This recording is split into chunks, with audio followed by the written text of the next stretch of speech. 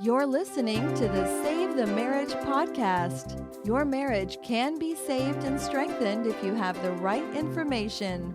Join Dr. Lee Baucom as he explores ways for you to improve your relationship and your life, starting right now. Hey, this is Lee Baucom, and this is the Save the Marriage podcast, the podcast designed to help you save your marriage, even if you're teetering on that edge, and especially if you're a little bit further back, because one of the things we know is the longer a problem goes on, the lower the chances of pulling back. And I use that as a reality check for people, not to scare you, but the fact is the longer a crisis goes on, the more acute it becomes. And so I often talk about the fact that there is this difference between, a chronic crisis that eventually becomes acute and the one that is just kind of an acute right off the bat. The fact is that both of them often have things in the background that maybe you didn't notice along the way that were building up anyway. And so sometimes people tell me about the acute crisis, the affair or the spouse that finally says, I want out, and they fail to see that there were cracks along the way, that the acute crisis was building along the way. And then there are those that truly are just slowly sneaking up on people until one day they look at each other and go, what are we doing here? Well, my podcast has been helping people, and my programs have been helping people now for quite a while. My system has been available for a number of years, and the podcast is now several years old. We're well over 400 episodes, and it's been listened to 4 million times by people around the world. Just kind of blows my mind, but it tells us something, and that is that we're struggling with relationships. One of the things that happens is that people get stuck in this dance and they don't even recognize what's gotten them into the dance. And so part of what we try to do is take apart the dance steps and help you rewrite the dance steps so that you get to a different place. And so one of the ways I've been doing that is by answering your questions. And I'll be clear, I can't answer all the questions that are submitted. First of all, I get too many submissions. The second thing is some of them are so broad that it would take me hours. In fact, I've created programs and written books to address the situation, so I couldn't do it in this podcast, which tends to be more like 15, 20 minutes. So those are the too broad. And then there are those that are so specific that my answer would only be for the person who asked it and wouldn't help anybody else who's also listening. And so I'm looking for what I call the Goldilocks question, something that's in the middle, not too hard, not too soft, meaning, it's not too broad, not too specific, but just right. And so today I've got a Goldilocks question from, let's call him Jay. And so I'm going to boil it down to the one paragraph. It says, my question is, my wife doesn't know if she wants to try and work at our relationship or not. And I'm stuck in a state of limbo. I've been thinking about myself a lot, but want to know, how do we get to the point of working at us and our connection again? So Jay is asking this simple question. What do you do if your spouse is like, I don't know if I want to work on this or not? So this is not the situation where the spouse says, I'm done, I'm out, nothing you can do, no way, no how, this is over. That's one category. And then there is another category of people that are like, yeah, I want to work on this. Maybe I don't know how, but yes, I know I want to move forward. This is that midsection, which encompasses many people I talk to who don't have a spouse who's ready to work on things. And so here is the good news, the slightly good news. The ones that really are hard to deal with are the ones where they are no way, no how, I'm out, right? That is a very difficult case. It's not impossible, but it's going to be tough. And so you're at a better category than you think you are because it can be very uncomfortable at that midpoint. Part of what's uncomfortable about it is the unknown. And so I want to tackle that unknown first. Limbo is the term used, and I hear that term a lot. And so now let me tell you what I think about that term. I think it's a myth. I think that limbo in life is a myth. It comes to us from this kind of theological thing that, when people die, they could go to heaven or hell, and this was kind of from a Christian perspective. And then there was this belief built in along the way of limbo, where maybe the person wasn't so bad they needed to go to hell, but they didn't quite do enough to get to heaven, and so they had to wait in the middle for to be prayed over, or something to happen that would bring them out of that limbo. And so we talk about that as this kind of purgatory place, right, where you're stuck in the midst of these trials and trying to figure out how to get to hopefully somewhere better. And so I want to set that aside. I'm not talking about this as a theological project today. I just wanted to highlight where that came from. The fact is, I don't believe in limbo for one very core reason. There is no pause in life or in relationships. You don't just get to go, okay, I'm just going to hold here, right? I'm going to go into a state of suspended animation for a while. And you can't do it for a relationship, and you can't do it for life. And so even if you feel like your days go on and on, the fact is that every day is different. There are more days accumulating behind you. Every day that passes, days accumulate behind you. So you're moving towards, something in your future. And the other thing is that things just change along the way, right? When people say, well, we've been stuck in our marriage and nothing is changing, hasn't been changing over the years. I'm like, are the kids getting older? Yes. Have you changed in your life and in your career and in your hobbies? Yes. Have both of you changed in your thinking and your stances and your maybe even your economic position? Yes. So things are changing. It's just that there's this area you want to have changed where you haven't been able to get traction. And so instead of thinking about the fact that you are in a state of limbo, I would suggest that you feel that this as a state of trying to gain traction, that you haven't figured out the right pieces yet. You haven't figured out, the kind of the puzzle yet. And the reason that is different is because limbo feels real hopeless, right, and helpless. And those are some powerful feelings that get in our way. And if you can see it as that you're trying to figure out the combination to this puzzle to get it all unlocked, then you can continue your efforts to work on things. And by the way, that is the truth. And so there is the way that some people will say, well, I feel like I'm in limbo. And I always want to help people recognize whenever we say, I feel like blank, usually that's telling us something different than the reality of what really is, right? I feel stuck. Well, we're never stuck. That's my belief, is that we're never truly stuck. As we think of ourselves as being stuck or as in limbo, a day passes, a week passes, a month passes, a season passes, a year passes, and things are changing along the way. There's just this area that's still not worked out. And I use that as a kind of the frame of understanding now where we move from here. So there is no limbo, there is no pause, and that's, limbo is the backside of the pause on the front side of what happens in relationships. So I always talk about the fact that a marriage, there is no such thing as a pause button in a relationship. Relationships by nature are either receding or proceeding, either in decline or making progress. That's the only thing that can happen. And so whenever somebody says, we'll get back to that, well, you're probably in decline. And when people say, I'm going to keep up with this, well, you're probably moving forward. Even if it's a slow movement forward, there's movement forward. So there's no pause button. Let's get rid of that. There's no limbo, which is the backside. It's also a false kind of belief in our head. And so what we're trying to do now is to figure out how to move forward. And so I want to point out a couple of things. First of all, in my program, and Save the Marriage System, and really all of my work, I propose it on a 3C approach, where you work to connect with your spouse, change yourself, and create a new path. Connect, change, create. I want to note that those are three things that you are doing. You're not waiting for a spouse to connect with you. You're not waiting for a spouse to change. You're not waiting for your spouse to create a new path. You are in the effort of connecting, changing, and creating. So connecting with your spouse. That's when you're reaching toward your spouse.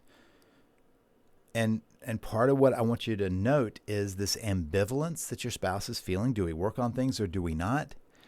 Much preferable to the nothing we're going to do, right? And so you have room to work on building that connection. Now, I talk about the levels of connection in other places. So I'm not going to go through that now, but there are ways that you can add bids in for that connection, offers in for that connection. And you can do it on the three levels that exist in connecting, right?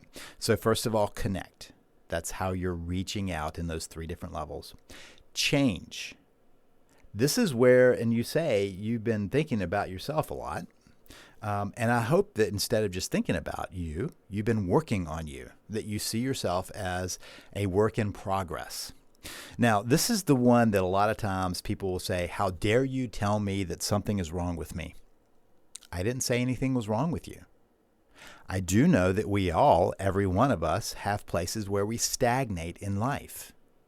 And our task is to try to make sure that we don't get stuck in stagnation, that we get back on the task of life. And we are, as humans, designed to grow throughout life. There is this kind of belief that floats around that people have that they, you hit some point and you go, okay, I've arrived, right? My personality is fixed. What I like is fixed. You can't teach an old dog new tricks. Well, first of all, let me just tell you, you can teach an old dog new tricks and people can learn new things throughout their life. It's what our brain needs. It's how our brain is designed. It's in our DNA to be working to keep modifying our life around us to fit the circumstances in our life. Years ago, I had a guy who told me that his wife keeps telling him he's changed, and he wanted me to reassure her that he had not changed. And I said, I hope you have. If you haven't changed, you've missed an opportunity. You should be changing. So change. That may be about creating new habits. It may be about ending old habits. It may be about exploring new things and expanding your life and expanding how you move about the world. All of that is in your control. You get to do that. I'm going to come back to control in just a minute. The last of those three C's is create. And this is creating a new path for your relationship based on being a we, based on creating your life as we are in this together. It's us. We're a team. We're together in this, right? And you might be thinking, wait, I have to wait for my spouse to be on board for that. No, you can work on your own thinking. I've been married now for over 30 years. This next year we'll come into our 35th year, and I keep finding places where I go, I'm not enough of a we in that area. That doesn't mean that you have to do this, Star Trek mind meld or anything where you lose yourself. You bring your best self to the team, and you get to every day choose whether you're going to approach that and be your best self on the team, or fall back to man, one-on-one. It's your choice. You get to choose that path. And I want to be very clear. We choose these three C's. We choose to work on connecting, choose to change ourselves, choose to create the new path. And choice happens when we are very clear about what we can control and what we cannot. You can't control your spouse's ambivalence. In some ways, though, you can work on that, right? You can use that to your advantage, or you can use it to your disadvantage. If you're waiting until your spouse decides to work on this, that's going to head you in the wrong direction.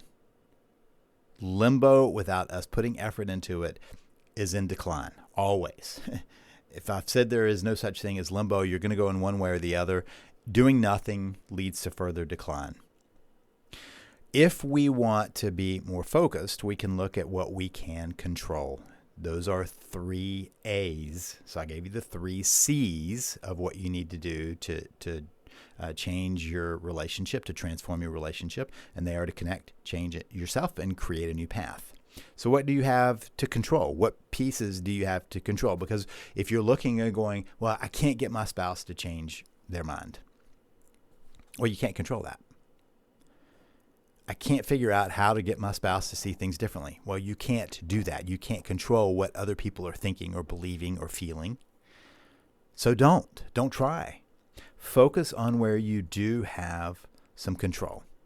You have control over 3 areas in your life: your aspirations, your attitude, and your actions. That's it. Period. But let's go into that. So aspirations. You get to choose what you're dreaming about, what you're moving towards. That's our aspirations, what we want out of life. You get to choose them. Now, many people don't consciously make the choices, and they pay the price. But we get to choose that. Let's say you wake up and you say, you know what, I want to write a book. Okay, that's your choice to choose that aspiration. Now, that's different than whether you accomplish it or not. But you get to choose where you want to move. I want to see every country in the world. Okay, you get to choose that. That doesn't mean you're going to see every country. You decide that you're going to get in better shape, right? You choose that. That's your aspiration. So we start with aspiration. That's kind of like, what am I moving towards? We don't choose our fears. We do have some control over how much energy we put into that, but fears just come upon us. But we do have a choice about our aspirations. You, Jay, are aspiring for a more loving, connected relationship. That's your aspiration. That's your starting point, your aspiration. You also get to choose your attitude. I will figure this out, or I give up. I can't do it. There's no way I get through this. That's your attitude. I would just suggest choosing the attitude of, I will continue to figure this out. I will find the path. I will keep trying the puzzle of the pieces here to get it all in place. That's the other piece. You get to choose your attitude. Now, I'm not talking about do you always wake up, on the positive side of life, being the optimist all the time. No, that's not what you need to do. I do believe there is a lot that we can choose about that, but that's not what the attitude I'm talking about. The attitude can be the grimness, kind of getting up and going, I will grind this out. I will figure this out. It's kind of like when somebody decides their aspiration, they're going to get into shape. Their attitude, I'm going to go to the gym even when it doesn't feel like it, right? Even when I'm miserable and I have to make that choice. My attitude is I will keep moving in that direction. That's a choice. Followed by our actions. What we do, what we don't do. What we say, what we don't say. That's what we have in our control.